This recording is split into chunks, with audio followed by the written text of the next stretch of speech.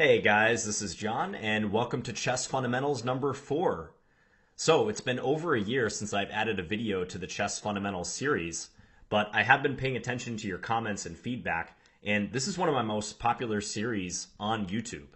The appreciation you guys have for these type of instructional videos is off the charts, and I posted the first 3 of those videos way back in January 2015, so already over a year now, and I posted those 3 like in probably about a 10-day time frame, and I figured it's high time to add to Chess Fundamentals. So here we go with number 4. Hope you guys are ready. And in this one, we're going to talk about pawn breaks and pawn structure. So basically everything to do with pawns in chess. So if you recall, the first 3 videos were on very basic concepts that are applicable to any chess player. We were talking about undefended pieces. We were talking about coordination. The 3rd video was on typical mistakes that you see at a lower level. So I'm going to assume that you guys have watched those videos and have incorporated some aspects of those into your play. And we're going to be talking about that in this video too. But now I want to introduce one of the finer points of chess, and that's handling your pawns. Because as you climb up the levels in chess, pawns become increasingly important. You know, you don't have this barbaric piece activity and these violent tactics just deciding every game. You start to realize, hey, there's a reason why both sides start with 8 of one particular piece. It's so you can put it to good use, create a structure, and build your position off of that. So this will probably be a little helpful to the slightly higher rated players, but I think there will be something in this video for everyone. So at the beginning of this video, I want to give you guys a brief introduction to types of pawn structures and pawn weaknesses in chess. And we'll use that as a basis to play some games, just as I've done in the Chess Fundamentals format, and see if we can apply what we're looking to learn in this video, which is everything to do with pawns. So let me start out with a position here. So here we have a pawn structure. You just notice it's pawns and kings, that's it. And this is the so-called isolated pawn, what we see here. And if you can already pick out which pawn is the isolated pawn, good job, you're probably ahead of the game. But this pawn on d4 for white is an isolated pawn. I don't know why that g3 square highlighted. I'm using version 3 of chess.com. Sometimes it's a little buggy because they just rolled it out. So this pawn on d4 is an isolated pawn, meaning it has no pawns on either side of it to protect it. Okay, so there's no pawn on, let's say, c3 or e3 to help lend support to that pawn. It's all by its lonesome. Now, isolated pawns get a bad rap in chess because they are often weak, but as we'll see with pawn structures, it's very situation dependent. So people will say, like, you should avoid this type of pawn or you should avoid this structure, but that doesn't hold for 100% of cases. There's very few rules in chess that actually do hold all the time. But isolated pawns are types of pawns you should be aware of because they can no longer have the support of pieces on either side. Okay? So this is actually a structure that could arise from a bunch of different openings, and sometimes the player with the white pieces even goes for a structure like this willingly. They might take on the isolated pawn because you do have certain benefits. It does control squares just like any other pawn. And if it's established in the center, as this one is, maybe the opponent doesn't have a counterpart pawn that's as powerful as that isolated pawn. So mostly you should avoid isolated pawns, but it's not always the case that it's going to be weak. All right? So let's go on to another type of structure.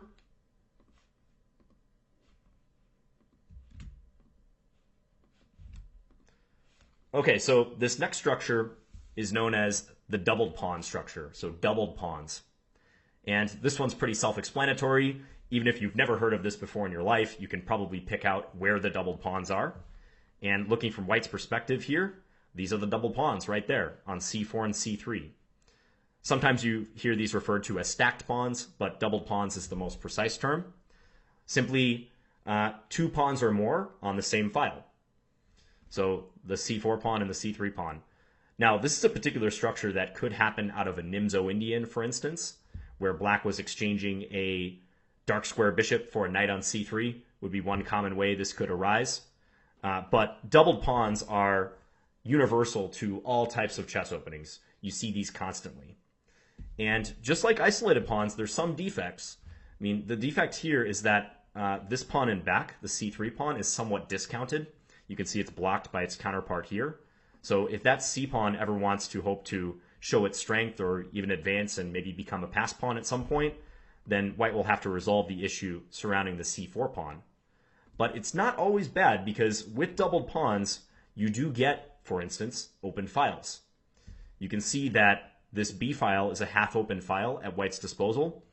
Previously, this pawn stood on b2, but since there was a capture here, it leaped over to the c file, and in doing so, white got a half-open file.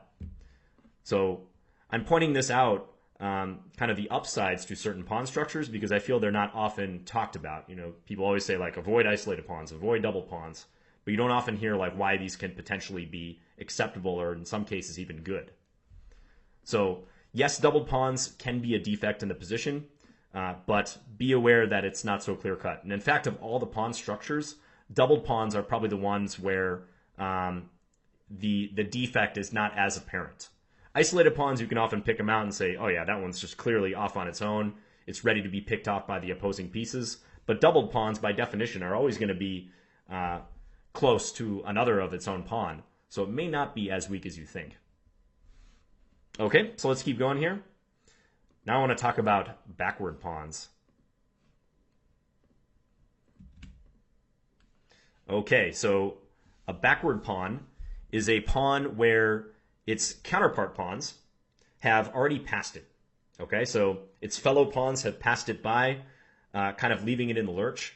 They haven't necessarily abandoned its defense, as in there's still pawns on adjacent files, but the backward pawn can no longer hope to be supported by one of its fellow pawns. And if we look at this structure, the pawn on d3 for white is a backward pawn. This pawn on c4 has already passed him. There's no e pawn to speak of. So the pawn on c4 has already run past, and the d3 pawn will have to be defended by pieces if it's going to be defended. It may not always be a backward pawn. If it could somehow get to d4 without being captured, and maybe even eventually up to d5, then it could be supported by the c pawn. But for now, this pawn is backward, and therefore subject to attack. Not quite as weak as an isolated pawn, remember, because there is a pawn on the side of it, but it is a backward pawn. And it could be a weakness in the camp. So one thing about backwards pawns, if you look at the square immediately in front of a backward pawn, so in this case the d4 square, that square is very likely to be weak. Simply because there's not going to be a pawn here or here adjacent to this, in this case the d3 pawn, to support the d4 square. So d4 could make a prime outpost for, say, if I drag a piece on here, a black knight, is that no other white pawn could come up and attack that piece. So if you see a backward pawn, you might want to check out the square immediately in front of it. Okay, so we've gone through three types of pawns: isolated pawn, doubled pawns, and backward pawns. And now I have a little quiz for you guys, just to make sure everyone's clear on this concept.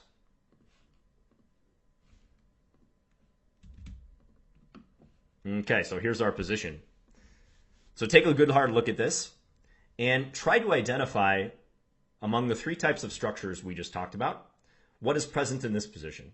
So find your isolated pawns, find your double pawns, and find your backward pawns for both white and black. And if you want to pause your video and try to do that, you can do so now.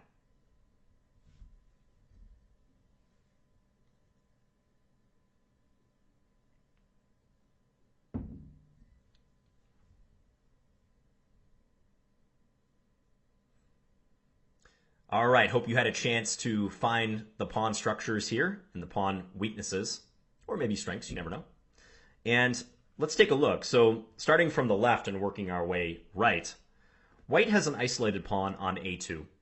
You notice there's no pawn on the b file, and this is an isolated rook's pawn. Okay. More often, you're going to see isolated pawns. Well, I shouldn't say more often, but an isolated pawn on the rook file is pretty common because only one other pawn has to be moved for it to actually become isolated.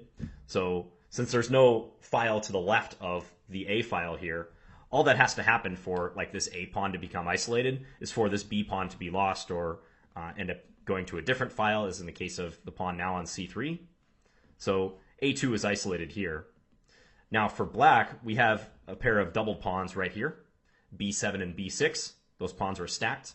And just by the nature of the structure, we know that there was a capture on the b6 square for that pawn to have occupied b6. So double pawns. And now right here for white, we have the rare and quite frankly not so good double isolated pawn. Or pawns, plural. So c4 and c3. So these pawns are isolated.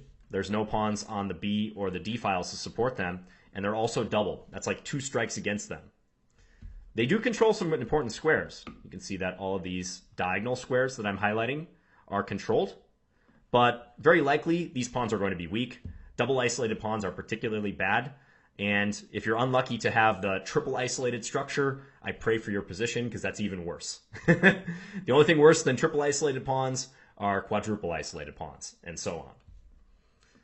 So moving along, on d6, we have the backward pawn. Notice there's a pawn on the e file, so it's not isolated. If this pawn were gone, then d6 would be isolated. But since there is a pawn here, it's simply backward, and therefore subject to attack. If we were to put like a white rook on d1, bearing down the file on d6, that pawn would require support from black's other pieces. So also, if you remember what I said about the square immediately in front of a backward pawn, d5, that could be an outpost square at white's disposal. No black pawns on e6 or c6 to try to dispute that particular square. Okay, and now finally, if we go over to this side of the board, we have double isolated pawns once again for black, h7 and h6. So just like white had over here, these pawns are doubled, stacked up, and there's also no g-pawn to potentially support them. You could also consider f7 a backward pawn. I would say d6 sticks out more so than f7, but if you considered f7 to be a backward pawn as well, that would be fine because there's no g-pawn and also this e-pawn has come up here. So this could potentially be a target of attack as well. So hopefully you guys were able to pick out some of the pawn weaknesses and pawn structures here. And moving right along, now that we've talked about those 3 types of pawns, let's talk about an actual structure that you might get out of a game. Okay, so because pawn structure is a very broad term, it can refer to just any grouping of pawns, really. But I want to show you how easily a structure can come about in chess and how the play can revolve around that particular structure, whatever it may be. So let me reset the board here. Let's say we have a French defense. So considering this from white's perspective, let's say white opens with e4, black plays e6, white plays d4, and d5. This is the French defense. We won't go into the theory. But one popular move here for white is to advance e5.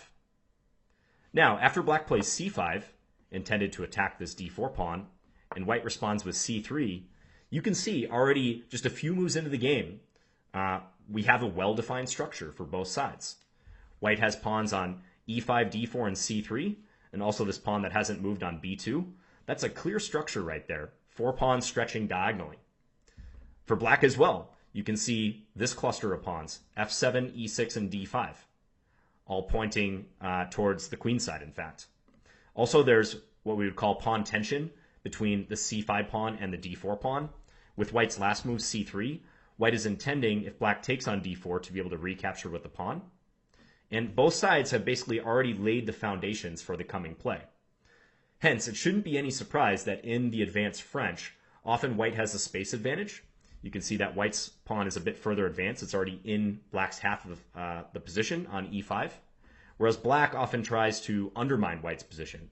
So black may decide to attack d4 multiple times, like you often see black playing knight c6 and trying to follow with queen b6 and attacking d4, because structurally speaking, d4 is an important point. If black were able to win that, then they could cut off white's defenses of e5. A rule that you commonly hear, which I actually just mentioned in passing a second ago, is that the pawn structure points to the side of the board where you typically should play. Okay? So white's 4 pawns here all point to this direction. So usually white ends up playing either in the center or on the king side in the advanced French. I want to be careful not to make too many generalizations in this video, but that's a rule you can more or less follow. It can point you in the right direction. And likewise for black, you see black's structure is pointed here. Also the c5 pawn is pointed at d4. So good chance black plays on the queen side and also in the center, especially in regards to undermining this pawn. So pawn structures can crop up quickly in a game, and the play can be built around that. If you think about pawns as trenches in war, very often you have long chains of pawns that are kind of buffeted by one another. You know, white establishing a chain and black establishing a chain right back to block it. And those are like the battle lines. And whatever side successfully breaches the opposing structure and works their way into the opposing position may win the game. Okay, now let's talk about pawn breaks. So we spent a little time talking about structures in general. And one other thing I wanted to add, structures don't always have to be like perfectly arranged like this. This is just a common scenario that you see where they are arranged in a row. But a structure can be like any grouping of pawns. We use that term very loosely in chess. Okay, if I reset this, I want to illustrate a pawn break. Now, a pawn break is simply a scenario where two pawns are attacking each other. Okay, so a pawn for white and a pawn for black. They attack each other and there's a clash. And a pawn break can typically be a way to open the position. So if you've been playing a position and it's very closed and there's not many lines for either side to operate with, one side may at some point decide, all right, we're going to open this baby right up. And to do that, a pawn break is the number one weapon. And to illustrate a pawn break, again, I'm going to take it from the beginning and just show you how quickly such a thing can be established. So let's take Philidor's defense, e4, e5, knight f3, white attacking the pawn on e5, and black playing d6 in reply. All right, we see black already has a structure established here, all nice and in a row. Now, if white wants to initiate a pawn break straight away, what they can do is play pawn d4. So bringing the pawn up to d4 and creating tension between these two pawns. Tension in the sense that we don't know what will happen. There's options. If it's white's move again, let's say black plays some random move, white can either take, they can push past, or they can maintain the status quo. They can just leave the two pawns attacking each other. Black doesn't quite have that many options here because you can see that the e-pawn cannot walk past to e4. But black has two options. They can either take or they can leave this pawn on e5. So if black decides to break the tension, e takes d4 is a move they would play. And in fact, this move is often played by theory. Also, you sometimes see black playing knight d7 and reinforcing the pawn on e5. The game could take a different course based on how black treats this pawn structure. So white is offering a pawn break, trying to open lines. Typically, you would do that if you felt that the coming open play would benefit you more than your opponent. Okay?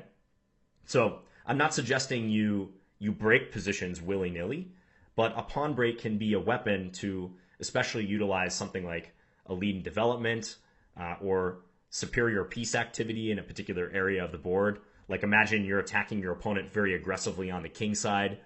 You got their king in your sights. You've got all these pieces massed over there, and all that's left is to get those pieces into the game somehow. Well, you might initiate a pawn break and try to do that.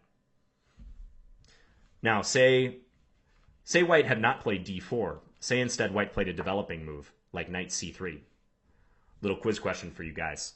Where is a pawn break that black could undertake here? So black to move and create a pawn break, where could that happen? You can pause your video if you like.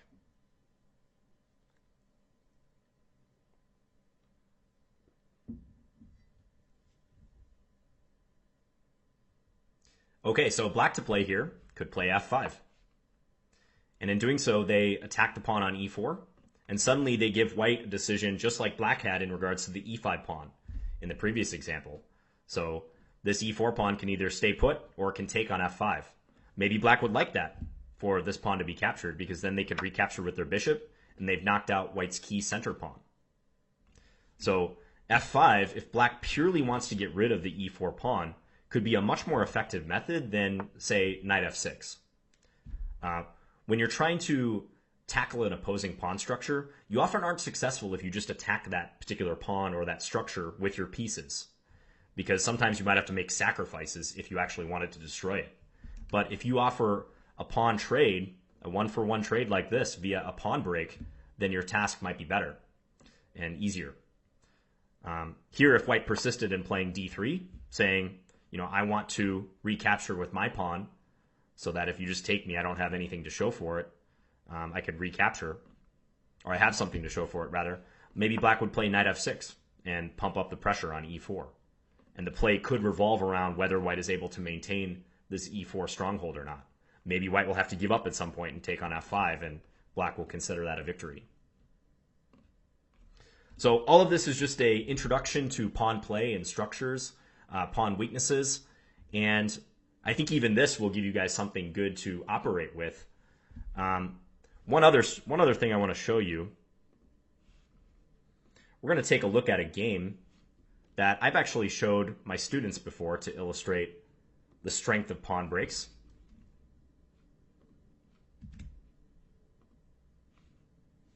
Okay, so this is a game between Anatoly Karpov playing white and Valery Salov playing black. And this was played in Reykjavik, 1991. I didn't upload the names of the players, but you have to take my word on that. So let's consider this position for a moment. Thus far, we've been looking at pretty early scenarios involving pawn structures, like in the openings, and also watered down positions. But here we have a full-fledged pawn structure scenario with lots of pieces on the board. So let's take a moment and figure out what's happening here. It's white to move. So the question I want you to answer is, where are the pawn breaks for white? Okay, so if white wants to try to open the position eventually, where do you think are the most likely points for white to do that? So if you'd like to pause your video and try to figure that out, you could do so now.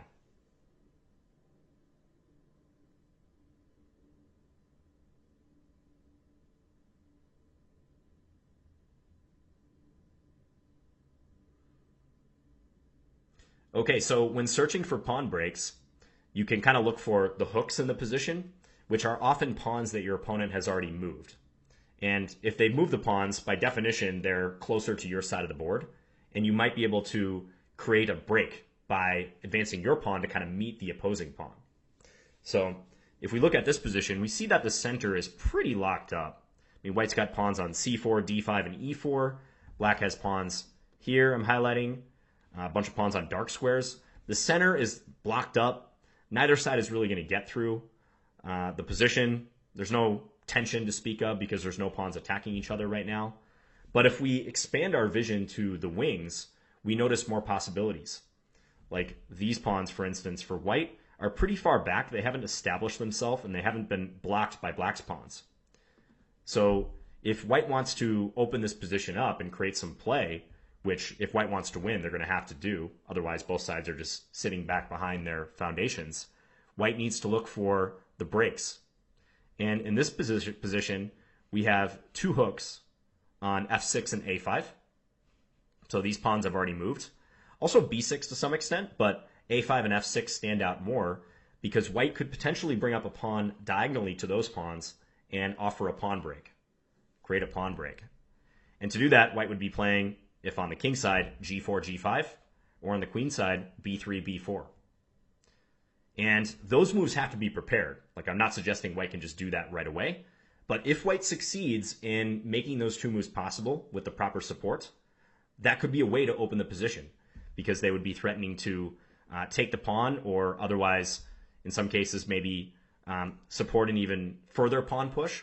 Like you can imagine if white played b4 with the proper support, let's say pawn a3, and this knight had to move back, maybe white could continue by playing c5. It might support another pawn break in the future. So a pawn break begetting another pawn break. And we won't go into the intricacies of this position, but I will tell you that Karpov playing white did eventually play the pawn break on the queen side. The pawn break on the king side could be a little dangerous because you notice if white advanced their g-pawn, they might be weakening their own king. So that's a little more double-edged. So Karpov did eventually implement the b4 pawn break and was able to make progress on the queen side. He actually did that by playing bishop f3 to start. Then he went bishop d1, thereby better controlling the b3 square. And then he crawled forward with b3, a3, and b4. So I'm just going to play some random moves for black. Let's just say black is waiting. I know black would never play king h8, king g8, just back and forth here, but just for the sake of illustrating this, he did this procedure and eventually got b4 in and forced this black knight to move. That piece is particularly good for black, the knight on c5. So if white could force it backwards, that would also be a positive effect of the pawn break. And also, if this a file were to become open, that's at least an avenue that white could play down and maybe even switch over their play to that a file. Let's say like queen here and an eventual rook a1. One other thing to note, Karpov played b3 because if he were to play a3 directly, there is this response a4 from black, whereby black could ensure that the pawn, if the pawn advances to b4, they could take it en passant. So he was very cautious as he advanced on the queen side. Again, sometimes pawn breaks need to be prepared many moves in advance, and you have to really think about how you're going to implement them.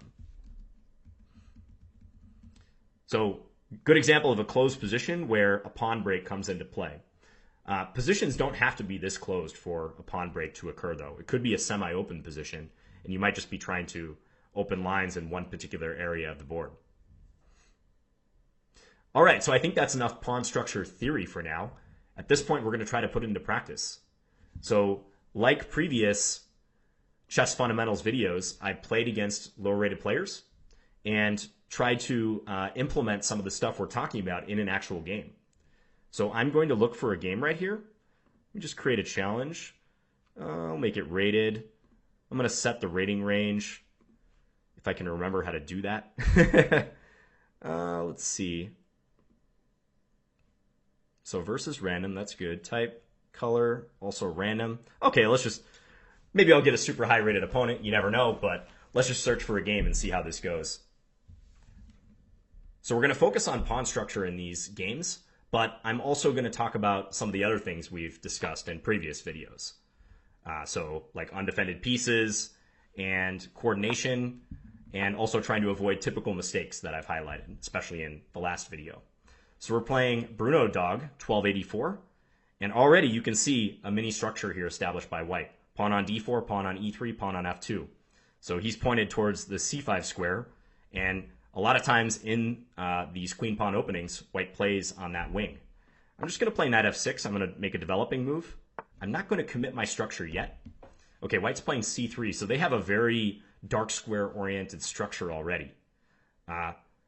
That can affect how some of the pieces operate in the future. Like you notice this dark square bishop. This might be a bad piece for white. It remains to be seen, but very likely this piece will have a hard time entering the game.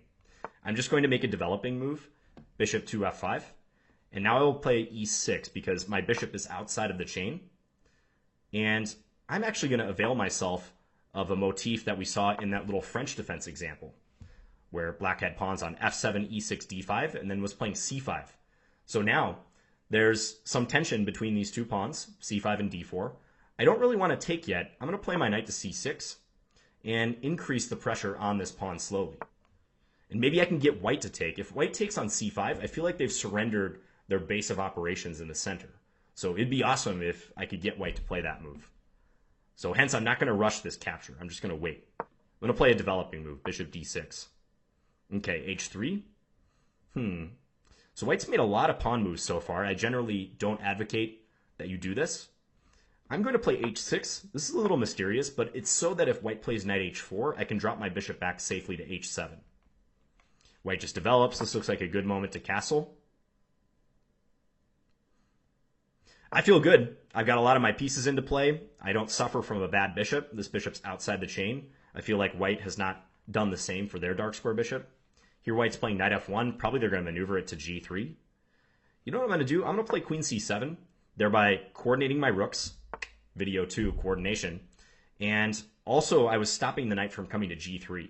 I think that was white's plan, so I'll just put a rest to that. Okay, so the knight comes back here. Maybe a bit of a loss of time. I'm going to play rook c8. Given that there's pawn tension between c5 and d4, I feel like there's a chance that the c file will become open, and maybe my rook and queen will be useful on that file in the future. Okay, so here, I'm thinking about playing e5. I feel like I have many pieces pointed at that e5 square. My dark square bishop, my queen, and my knight. So I'm going to play a pawn break. And you see what he did there? He reacted to my pawn break. I don't think he liked the fact that that pawn on d4 was attacked multiple times. So by virtue of putting pressure there and not exchanging myself on d4, I got him to take, which I said was a mini victory for me. Now I've got two pawns nicely established in the center. I have a space advantage. Okay, here I've got this rook on f8 that isn't participating, so I'm going to bring it over to d8, also x-raying the white queen. Maybe at some point I'll play the pawn break d4. Okay, I might do that. In fact, I'm already thinking about it right now because my rook is lined up with their queen. This could be a good way to capitalize on my lead in development and also my centralization. So d4 is very tempting right now. And you know what? In the interests of pawn breaks, pawn play, and seeing how my opponent reacts, let's do it. So he takes, okay. I've got 1, 2, 3 pieces backing up d4. And I've just judged that these open lines will favor me more than they favor white. We'll see if that's actually the case, but that's what I'm going with for now. Okay, let's play bishop takes and offer a trade for this dark square bishop. Previously, that dark square bishop was bad, but the position has changed a little bit, so now I'm going to look to trade it off. And I think these open lines in the center are very nice for black. So you could say that my pawns did their job by clearing themselves at the appropriate moment, so the strength of my pieces, the superior strength of the black pieces here, can be on display. That said, I mean, white's not losing here or anything yet, but I very much like black's position. Okay, so Bruno Dog plays bishop g4, looking for a trade. I think I will oblige him. I'll take with the knight. And he took with his knight. One comment about time usage. This is a 5+5 game, and Bruno Dog already has way more time than they started with. So if I were them, I would think about their time management a little bit more. I think they're moving pretty fast. Granted, they're doing a good job of it as of now, because I haven't been able to win material, but I think black enjoys a better position here. If I were white, I'd want to slow down. Here I'm thinking about bishop c2 because that attacks the queen and also the pawn on b3. There's a pretty good chance that I just win that pawn. There's other moves I could play, like knight c2, which, now that I think about it, could be good. If knight c2, rook c1, maybe queen to c3, attacking this pin knight. That would be pretty tough for them to respond to, but I'm also very tempted by bishop c2. At a bit of a crossroads, so just pausing to think here. Knight c2, rook c1, queen c3. Yeah, that's tough. How does he get out of that? I'm going to do that. So my knight is supported by the light square bishop, the queen, and the rook. And if rook c1, queen c3, they could play queen f3, but I see there that I could take the knight on g4, and good chance I'll just win d2. I could also take on g4 right away, but I think I'm going to hold off on that for one move. Yeah, I think this is good to play.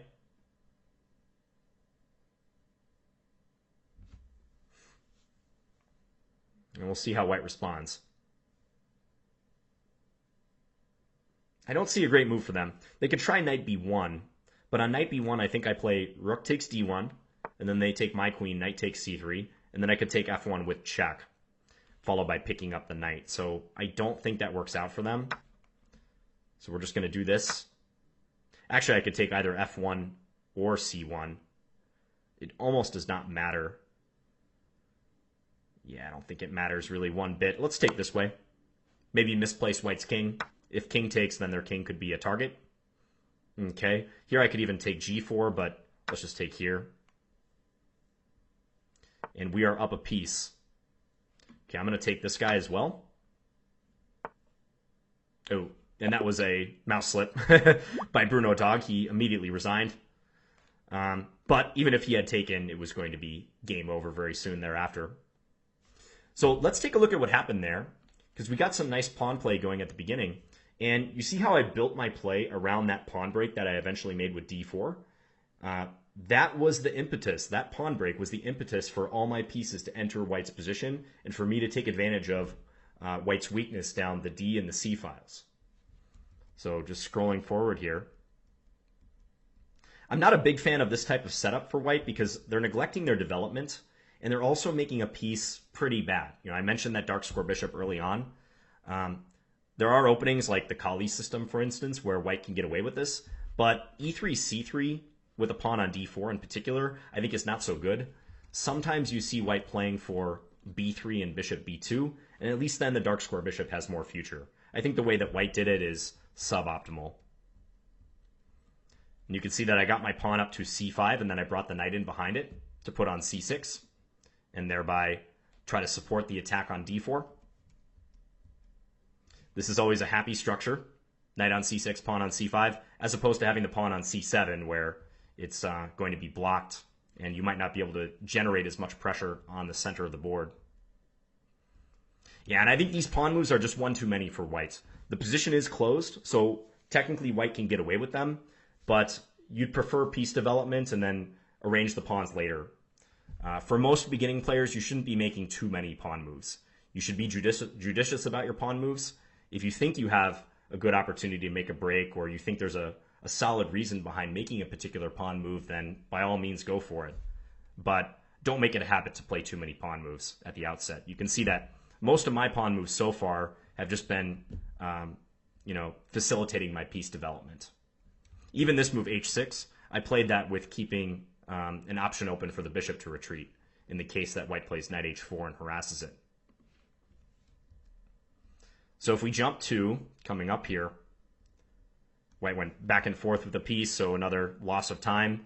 I played queen c7 because I kind of saw that they wanted to bring their knight to g3, so I was trying to stop that by creating a queen-bishop battery, so having two attackers on the g3 square. So right here is where I created, in white's eyes, probably some unbearable tension.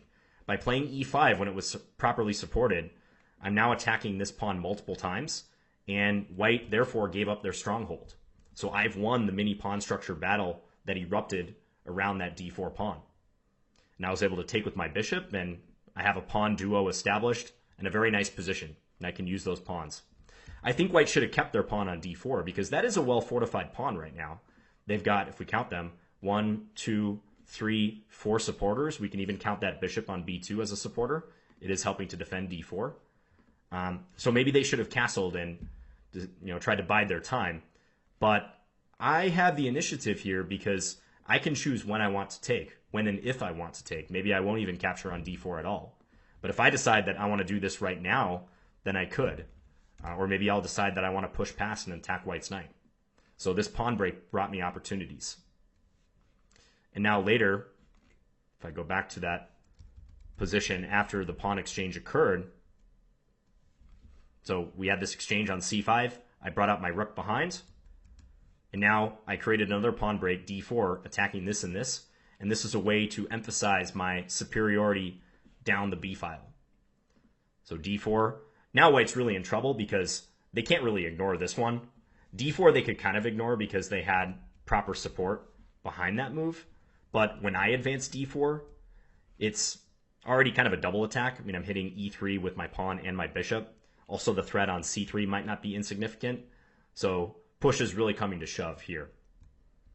And you can see what happened when the position opened up. My pieces were just much better situated to take advantage of the resulting open play. I made that pawn break because I was better prepared for the coming complications. And here after queen c3, one line I calculated is if white played queen f3, so trying to offer a trade of queens, then I could take on g4, which gets rid of my undefended bishop.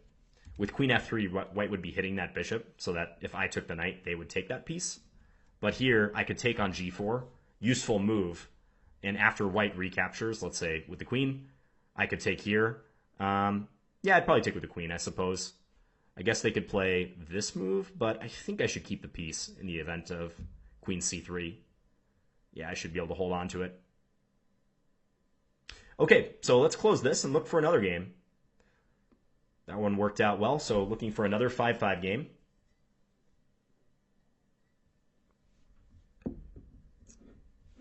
If I can't find a 5-5 game, I'll try to change up the time control a little bit, maybe even look at the graph myself. Let's see what we're working with here. So here's my seek way up here.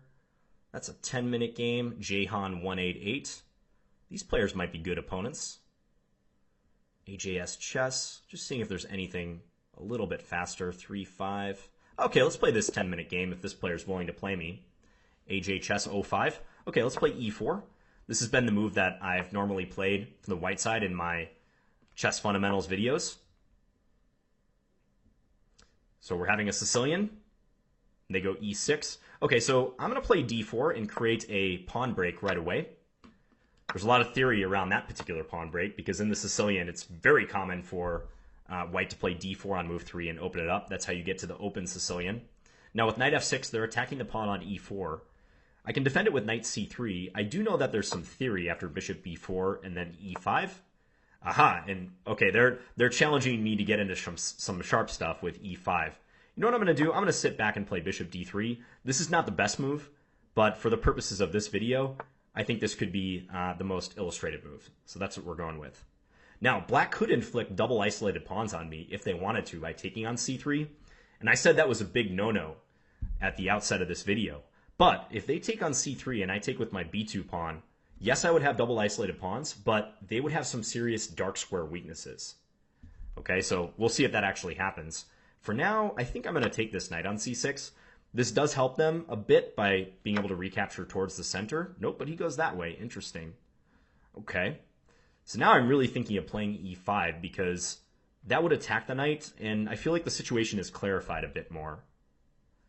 I could also wait, though, maybe. Maybe I could castle. If e5, good chance they're going to play knight d5, and then I was thinking bishop to d2. But you know what? Let's wait one more move and just see how black plays it. I'm curious if they'll take on c3 and try to saddle me with these double isolated pawns. And I'll try to make up for that, as I said, by playing on the dark squares. That could be a theme of the resulting play. Okay, they're not going to budge. Now, I could move my knight since it's no longer pinned to the king that was on e1. But you know what? I'm going to play e5 and attack their knight. Knight d5 is played. Here I'm thinking knight e4 and maybe just flee the double attack that is currently occurring here. I'm also looking at queen h5. Maybe I could attack their king. If queen h5, probably just g6 will be played, though. Yeah, I'm just going to go here. Position the knight. You can see that black's bishop on c8 might somewhat be stuck in behind the pawn chain. That's what happens when you have too many of one pawn on a certain color complex. So black's already got several pawns on light squares here, and as we saw in the last game with white having pawns on dark squares, that could mean bad news for one of their bishops. Okay, queen c7, attacking the pawn on e5. I could support it with f4. I could also play maybe knight f6 check if I want to get sacrificial here. That could be good. Yeah, also queen h5 comes to mind. Defending the pawn. If black plays g6, probably queen h6. If queen takes e5, maybe I come up a little short, though. Boy, knight f6 check is very tempting here. I really am thinking about playing that move. But you know what? Let's play f4. I have a feeling knight f6 check might have been working out tactically, but let's establish a little pawn chain here. At least now I never have to worry about e5 being defended by a white piece. It's supported by the f4 pawn instead. I do create some weakness on this diagonal. Black could play queen b6 check. I would just sidestep with king f2 most likely, and go about my play thereafter. So I passed up potentially a forceful option with knight f6, but I'm happy with this move as well. On the previous move, pawn c4 is another move I could have considered, attacking that knight on d5, trying to drive it away. And now that black has taken away a potential square from this knight, I'm thinking about that even more. But I'm also really looking at that queen h5 move. That's going to be tough to resist. Okay, I think now I'm going to play queen h5. I have threats already, particularly on h7, like knight f6 check. If black were to take me with the g7 pawn, I would have queen takes h7 mate then. So if knight f6, they would have to take with their knight, but then pawn takes, and I would still have two guns trained on the h7 square. Okay, f6. So black is breaking with a pawn here, so offering a trade of this pawn on e5. Potentially a good decision in view of that threat that I just talked about. Now, I could actually still play knight takes f6, but in this case, they would take with a pawn, and the queen would be defending laterally. So probably not as good of a decision. What about pawn c4? That's an interesting one. Attacking the knight, trying to get it to move. Because then maybe if knight e7, I could play knight takes f6, and black's queen would be blocked along the 7th rank, and I might crash through on h7. Looks pretty good to me. Yeah, I'm going to go with this move.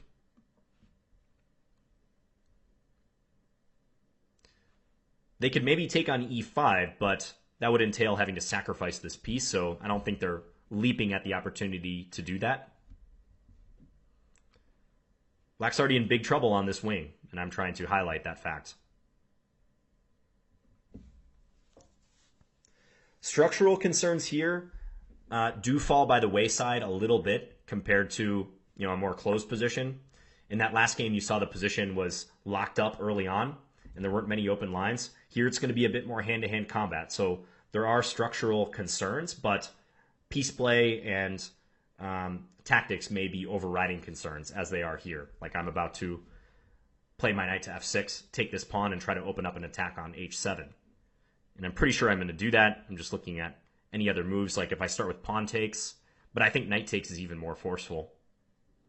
Yeah, so let's play this one. If pawn takes back, then there's immediate mate on h7, so black is practically forced to take with a rook. But if I play queen takes h7 then, or even just recapture on f6, black's in very big trouble. Just losing. Let's take here first. So in between move before grabbing the rook on f6. We notice that black has not managed to activate their queenside yet, nor have I, to be fair, but I've been making a lot of strides on this wing. Okay, let's take this guy. My pawn has moved from f2 up to f4, so I am keeping an eye on this diagonal. I don't want black to be able to, check me at an inconvenient time or something. Here I'm really thinking about f5, trying to get this bishop to h6. That looks like a good way to capitalize.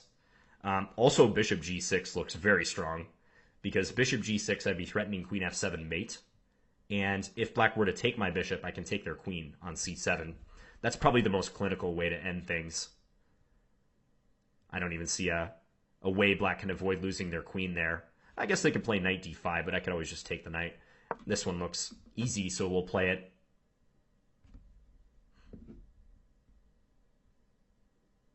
The fact that black did not take on c3 early on, giving me those double isolated c-pawns, kind of shows you that it's not always clear-cut. Maybe black has played these positions before and knows that if they were to do that way back in the opening, that it wouldn't be all positive for them necessarily. They would have dark square weaknesses, as I'll show in the postmortem here, and maybe they thought those dark square weaknesses weren't worth it, basically. Yeah, knight d5, probably the only move to avoid mate. So I could give a check on h8 and then take d5, but given how much material I'm going to be up after simply taking this and a queen trade, for instance, we'll just do it this way. We're going to be up a rook. Pretty straightforward stuff. When you're winning, don't make it complicated. Just make your life easy.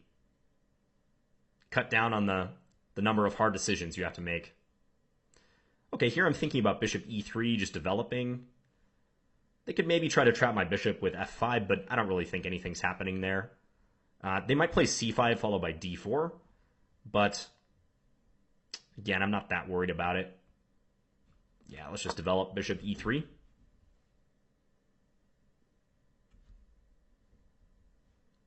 Black has 4 pawns versus 2 in the center and on the queen side, so I have to be a little cautious that those pawns don't become too strong.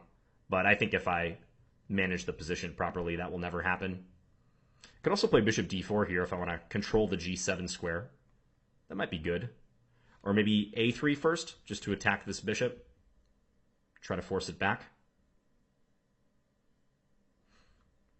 Let's play bishop d4. I like the look of this move. I'm kind of encouraging this pawn to come forward, but then I'm going to play my bishop to e5, where I think it'll be on a nice post.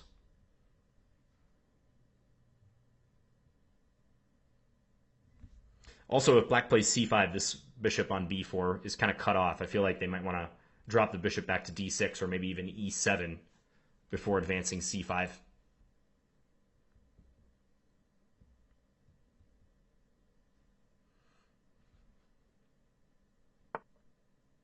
Black does play c5. Okay, we'll come here. If d4, which would establish in black's eyes a pretty strong chain, stretching from a7 to d4. I'm thinking about playing a3, bishop a5, and then b4, trying to break up their structure. Pawn break, once again. So maybe even in a winning position, I will not shy away from pointing out a pawn break if it exists. Yeah, so a3, bishop a5, b4 is pretty tempting. Again, I'm not that worried about this bishop because black cannot play king g7 to attack it, so I think it's fine sitting on h7 for now. Okay, so they're probably going to come to e3 to try to check me. That's a smart move.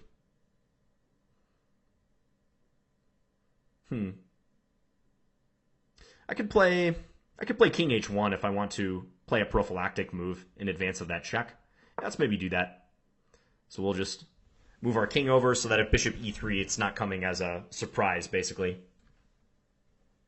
It would be nice to have my bishop back on d3. So I might look to return it if I can. One nice thing about being up this amount of material is that you can always give the material back if you feel the need to. So if I needed to give like a rook for a bishop, that wouldn't be like the end of the world for me or anything. Okay, let's actually do that. I'm going to try to route my bishop back to f3 and have it defend some key squares. Not really doing anything on h7, so I think this is all right.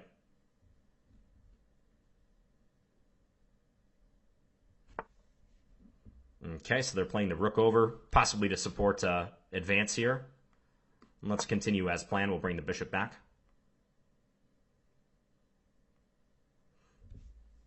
So the only thing I'm really worried about is this structure, this mini structure, c5, d4. I'm winning pretty comfortably here, but I don't want that structure to become too big of an issue, let's say. Here I'm thinking rook e1. Yeah, let's just play this over and eye the bishop. This also holds this pawn in check, so it can't move up to d3. I could just take it in that case. Maybe I'll even wind up playing rook takes e3, pawn takes e3, rook e1, destroy black structure. In fact, I'm seriously considering that right here. It might be the easiest way to win. Here I have bishop c7 if I want, attacking the rook and also this pawn on b6, which is now an undefended pawn. That could be just strong. Bishop c7, yeah, wherever the rook goes, we take this. That's looking very bad for black. Let's do that. This bishop is on an undefended square, so I want to keep that in mind. Also, like say rook d7 is played, and I take this pawn on b6, I should be aware that my f4 pawn would be undefended, but I do have rook takes e6 in that case. So I'm not overly concerned. Okay, let's take here. If c4 is played, I might play rook takes e3 then. Because then after d takes e3, I can take with my pawn. I've only lost 1 point of material in that transaction, but I've got rid of virtually everything black has going in their favor in the position, especially that d pawn. Okay, so here they just drop this bishop, so I'll take it. Yeah, and they resign. Okay, so I think my conversion of this position could have been better. I'm not sure I played it completely correct, starting like right here. I feel like these pawns shouldn't even get up to c5 and d4. Although it's a little hard to stop that, so maybe I played okay. If we go back to the beginning of the position, though, so already on move 3, I mean, you probably don't think about it in these terms, but d4 is a pawn break. White is trying to establish a knight on d4 in open lines. Often in the open Sicilian, from White's perspective, it's all about getting your pieces to the middle quickly and trying to use those centralized and quickly developed pieces as a springboard to attack Black's position. And d4 is a pawn break. That's how we're making this happen. So pawn breaks lead to open lines. And right here, so bishop b4, I mentioned that e5 is the main move. It gets kind of crazy because White will play their queen to g4 thereafter, after this knight moves. I didn't really want to engage in some highly tactical theory, so I just played bishop d3. So Black had the option right here of giving me double isolated pawns by taking on c3, but they didn't do it because I speculated maybe they have previous experience and just know that it's not worth the dark square weaknesses. I think they could conceivably play this way, but you see they already have some pawns on light squares in the middle by virtue of having played e6, and stuff like the d6 square is weak. Maybe White can go e5 if allowed. So that was a judgment call on Black's part because I think they're strong enough that they understand what doubled pawns and double isolated pawns especially are all about, but you can see that they didn't just go for it immediately. Here, after knight takes c6, I was expecting black to play b takes c6. I think d takes c6 is perfectly playable as well, but in general, when you have the choice between two pawn captures, you usually want to take towards the center. So I was expecting them to do that. As far as things specifically related to pawn play, as I said, they were a little bit less of a factor because the position was so open and tactical. You can see that black played a pawn break f6 to actually facilitate their queen in defending h7. So if I had taken with my pawn here, they would take with their pawn and their queen would be defending this point. But ultimately, this led to a lot of open lines directly towards black's king, and I was able to take advantage soon by playing this c4 move, forcing the knight back, thereby blocking the queen from defending that pawn on h7. So that hurt black, and then I crashed through on h7 and won a lot of material. Okay, let's look for another game. I'm going to create another challenge here. Let's look for a 5-5 game once again, see what we get.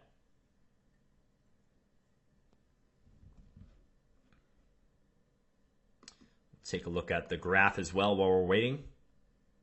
Okay, so B2 or not 2B is challenging me to a 5-5 unrated. And I clicked on them, but it didn't appear, so they must have got a game. There's Jahan188. Is that the player I just played? I feel like it was.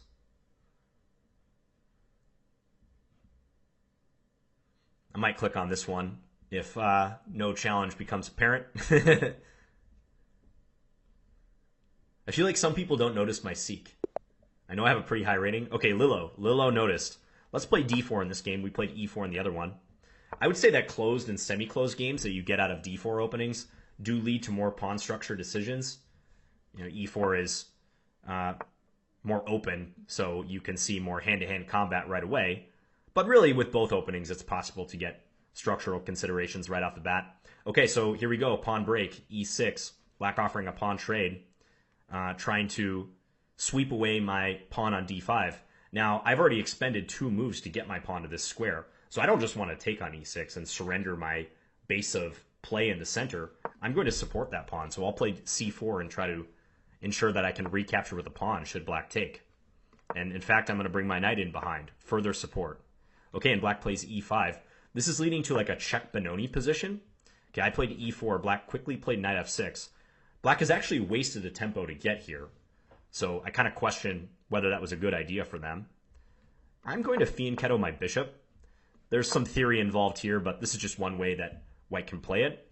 I think this game could shape up to be a good example of pawn play because it's already kind of closed, but you can sort of see where the pawn breaks are going to come in the future. I'm going to play my knight here.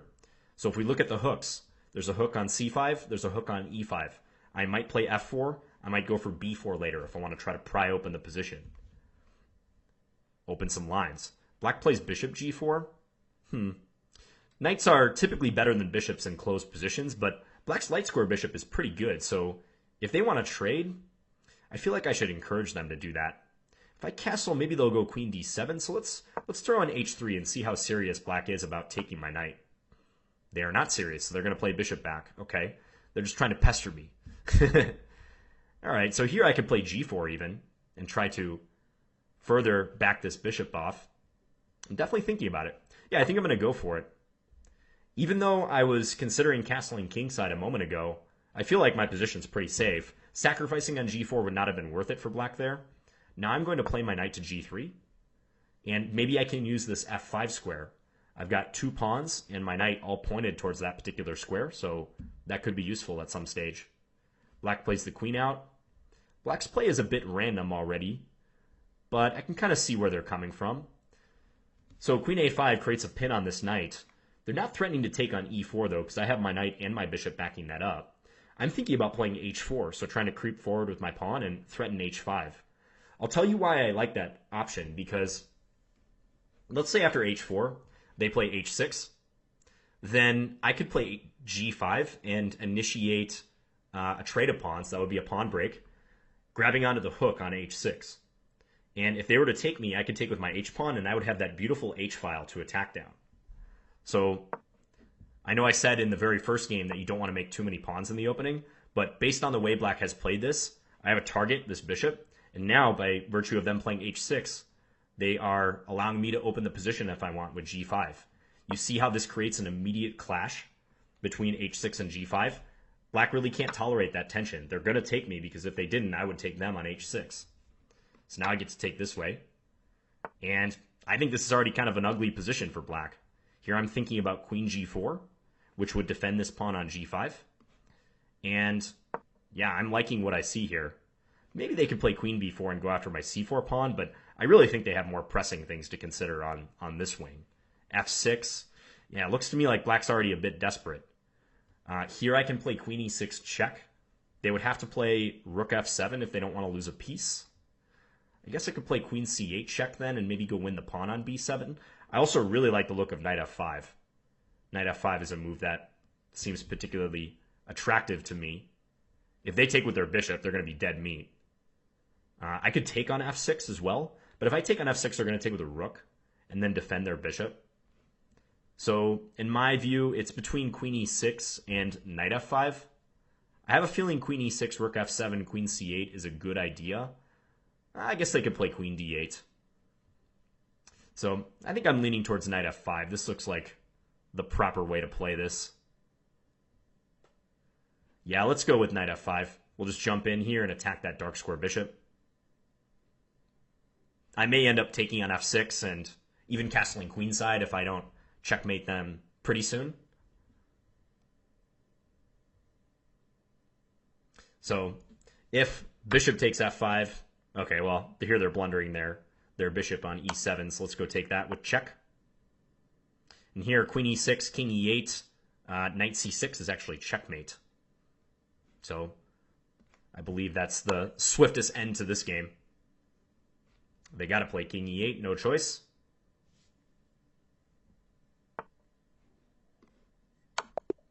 Now checkmate. Nice tidy little checkmate there, taking away the flight square for black's king to go to on d8.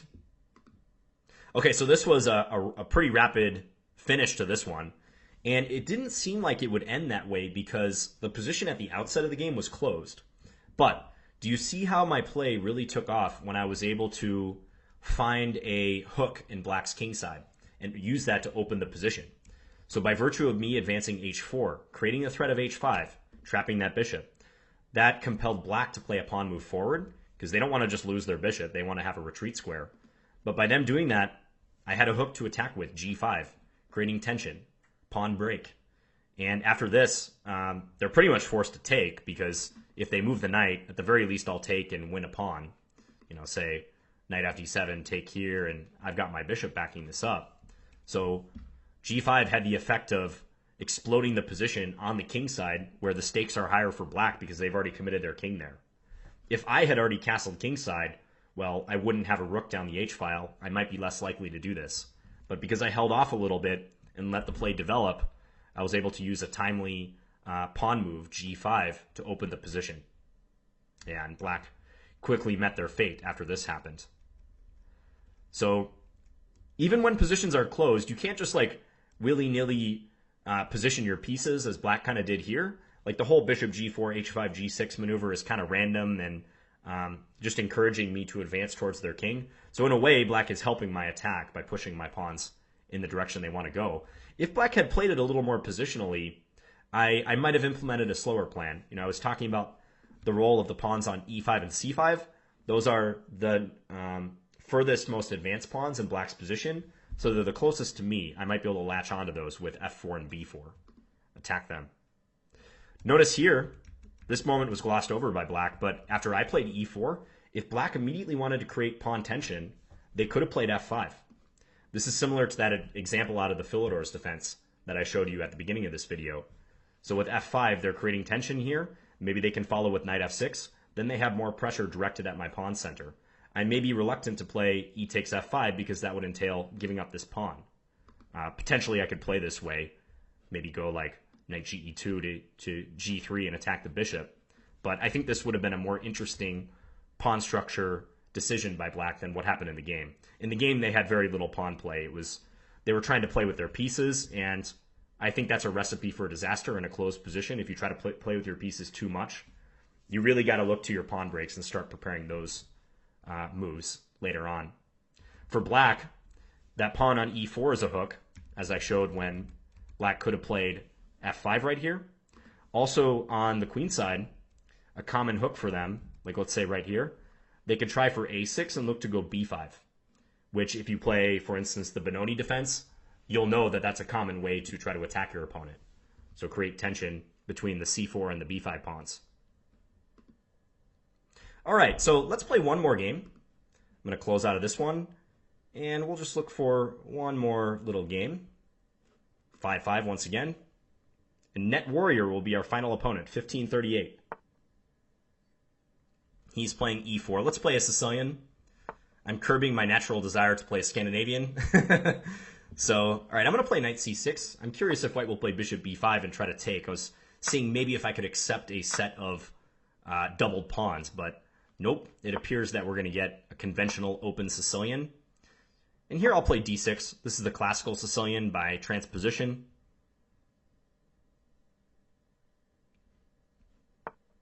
Thank you to those who have stuck with me through this long video.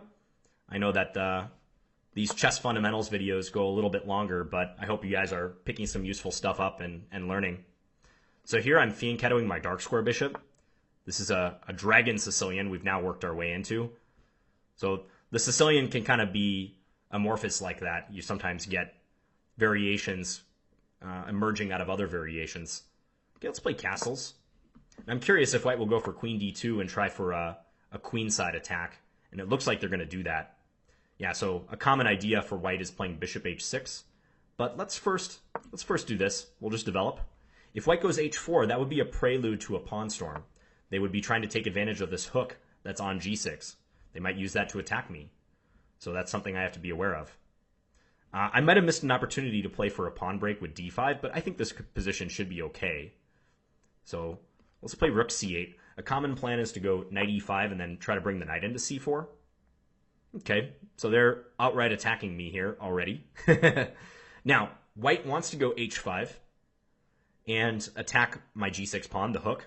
So I'm thinking about trying to stop them with h5. I know that some dragon players might frown on this decision, but I'm curious how white will react. I feel like this might put a stop to something that white is most comfortable with, which is pushing h5 unopposed.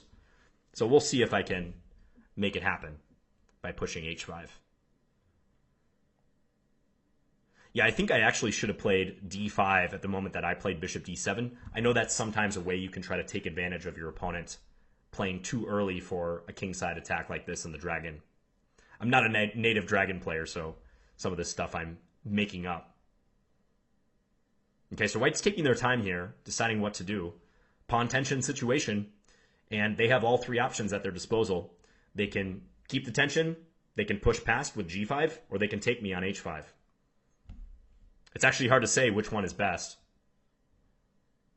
g5 would win a tempo on my knight, but at the same time it kind of closes down lines on the king side where white is trying to attack. Taking would open lines, although I can take with my knight, and that would unveil my bishop on d4. Also maybe knight g3 becomes possible. They could definitely maintain the status quo because I don't know if I'm thrilled to take on g4 necessarily.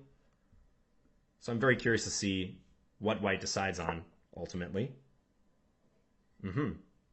Yeah, white's going to keep the tension.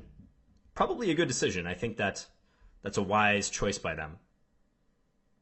So I'm thinking about playing knight to e5 because normally you don't really want to try to win a pawn on this wing. Yeah, I mean, taking g4 twice would be exceptionally greedy, and white would not mind that because it opens lines for them. I'm also thinking about queen a5. Knight e5 is currently my top choice, though.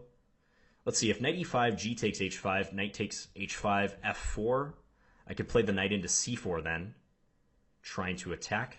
Yeah, that looks pretty good. I think I'm going to do that.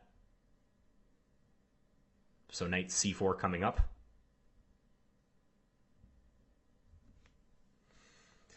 Take it easy on me, Net Warrior. He's sharpening the struggle. He's not going to let me get an easy win in my final game of the session. So now, with opposite side castling, probably the most relevant pawn structure considerations will be the opposing pawn storms. You can see that white already has their pawn storm off the ground. I have not yet initiated a storm with my B and my A pawns. Maybe that will happen. I might rely on some piece play, but if a hook presents itself, like say white plays their pawn to A3 at some stage, maybe in response to queen A5, I might play for B5, B4 if I have the time to do so. Okay, so we're going to do this. Yeah, white's being very aggressive and playing some moves that make sense, to be quite honest. I'm going to come here. I don't want them to take on H5 for free and have me just be forced to take back and thereby weaken the G file, so I'm glad that knight C4 at least distracted them a bit. They can try to advance F5 here. That would be quite interesting if they did that. I might go queen A5. I'm thinking about that move to introduce some rook takes C3 possibilities. Yeah, Net Warrior playing very well. I like what they're doing. I think queen A5. I have pressure on D4, but it doesn't amount to anything as of yet, so let's see how they react to this one. Yeah, let's do that. My queen is undefended here, so I kind of paused for a moment just to make sure I wasn't missing anything. So if they take here and I take back, clearly there's a weakness on G6, but I can support it with my king and maybe, if necessary, bishop E8, although I'd hate to have to resort to bishop E8 because that would mean that the E6 square would be loose. So, yeah, I got to be honest, I think white has decent attacking chances here. We'll see what happens, but that's my objective assessment. So king over, so at least I got them to burn a little time moving their king. Maybe now I can play rook Fc8 and try to attack white's knight. I'm also thinking about taking on C3 and going knight to G3. If I take on C3, I would give them double isolated pawns. So that's a bit tempting, I gotta say right now. Maybe rook Fc8 first, though, and really crank up that pressure, but at the moment it's a little difficult to say. A lot of times in the Sicilian, black makes this sacrifice specifically because it drains a lot of the dynamic potential out of white's position. So I could operate on that principle if I want right now. So rook takes C3. Let's say queen takes, pawn takes, knight G3 at the end. Then I'm hitting the rook. I'm also hitting E4. Both those points are loose. You know what? That's going to be interesting, so let's do it. Again, could play rook Fc8. I kind of wonder if knight B3 would be a good defense for white. So in the spirit of the Sicilian dragon, I'm going to sack on C3 and see how it goes. I would expect them to take with the queen. Yeah, they do take with the queen, and now I definitely want to take. It seems weird to go into an endgame when you're already down material, but weird stuff happens in the dragon sometimes. And I'll hope to use the attack on E4 and also the attack on C3 to my benefit. Don't know if it'll work out, but you never know. E4 and F5 are pretty fragile, so if I win E4, then that deprives the F5 pawn of the defender. That's a little mini structure right there. So I'm attacking the base of that structure on E4. So you could say that a lot of my compensation here, if it's going to exist, because I'm currently down 2 points of material, a lot of that compensation is going to be driven by white's weak pawns, the double isolated pawns, and these kind of loose pawns on the king side and in the center. By comparison, I have this compact structure, G6, F7, E7, D6, these pawns that haven't moved, so I don't have as many pawn weaknesses as white does. Okay, and they take on G6, interesting choice. So they're going to give me the rook on H1, but maybe their counter argument is that they're going to have good counterplay. I'm thinking about cashing in right away. I don't know that I want to hold off on that, because if I take, that really weakens my structure. So yeah, I think I'm going to take here and just get one rook off the board. I know they can take with check and go up a pawn, but it might be worth it. I mean, I don't think this position's that bad for me. Yeah, I'm down one pawn, but I have a better structure, 2 bishops. All hope is not yet lost, by any means. Okay, so I'd like to play my rook into F3, but they've got a knight covering that square. What about E5 followed by bishop to C6? That looks pretty interesting. trying to get at this e4 pawn. Yeah, let's do that.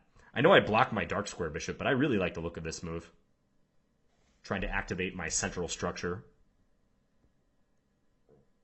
Yeah, specifically I want to target that isolated e4 pawn. In fact, every one of white's pawns is isolated right now. h4, e4, double isolated pawns here, and a2. So they are prime targets. After this knight moves, a7 is also undefended. And with d6, I am creating a backward pawn. With e5, rather, I'm creating a backward pawn on d6, but I think it should be okay. I think if I get bishop c6 in and take the e4 pawn, my position will be tolerable, fully tolerable. Okay, and here we probably go. I think I'll do this. If rook d1, I'm thinking bishop f8. I might want to hold this backward pawn, because if I do manage to take the e4 pawn, I'll have connected pass pawns in the center. So that's something I could look forward to. Good decision by white. Yeah, I actually missed this move, to be quite honest. I didn't realize they could play that. Good move by Mr. Net Warrior. And he also stops me from coming into f3. That's annoying. So probably I should have played rook f3 on the previous move, although it's not so clear cut. Okay, I think I'm going to play king h7. And then if they take a7, I'm thinking bishop to h6. Trying to attack this knight. Maybe I should play a6 or a5 first. I'm not quite sure. I don't have a ton of time to figure it out. That's a very close call. Nah, you know what? I'm going to let them take a7 if they want. I think getting bishop h6 in could be very nice if it happens. So, yeah, let's do this. And he snatched the pawn immediately. He might play rook d1. I was thinking then rook f4. So trying to invade. Maybe I can bring my king up too, like king g6 and try to get into h5. Got a lot of piece activity going. But then again, d6 is weak. d6 is certainly something I've got to be concerned about. Okay, so they're going to play rook there. I could play king g6, or I could just take and then take on e4, couldn't I? Aha, that must be the right way. Yeah, let's do that. Because we're going to win this e4 pawn, and I think these two connected pawns are a force. I'm still down a pawn here, but I think the quality of my pawns could be higher than white's. So that's what I'm operating on at the moment. Let's bring up the king.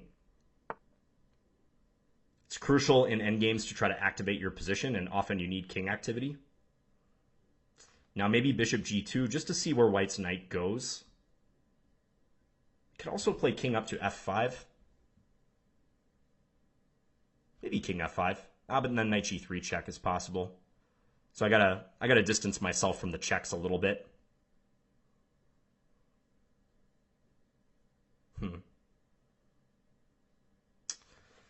Tenacious defense from my opponent. Props to him. d5 also possible, but d5 there's knight g3. Maybe I shouldn't be too worried about that. Okay, let's play our bishop back to c6. I'm just going to wait for a moment, kind of see what he's up to.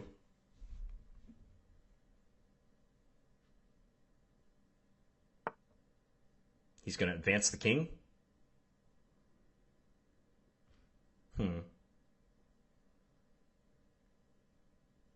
I really want to get my king involved. So king here, knight check, king here, knight g4. Nah, it should be okay. Yeah, let's do this. I've got 39 seconds too. There is a 5-second increment, but we got to be aware of the time.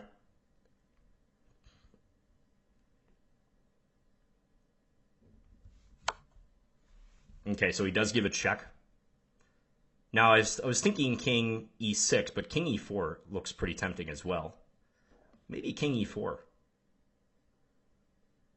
Yeah, let's try it. If knight c4, I have bishop to d5, or even just bishop f8 if I want. Bishop d5 would pin white, though, and slow them down. Almost certainly. Okay, let's play the bishop back to f8, and just defend the pawn for now.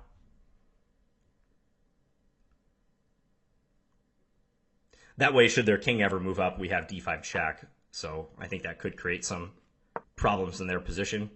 going to bring my king up and attack.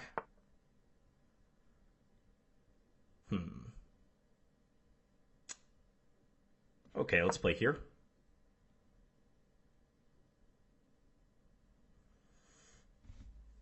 It's hard. I think he's kind of playing off our time a little bit, so nothing is certain yet. 22 seconds for me. His pieces seem uncoordinated, and I noticed that if he plays c4, I have b6 trapping his knight, so I don't think that's a great sign for him.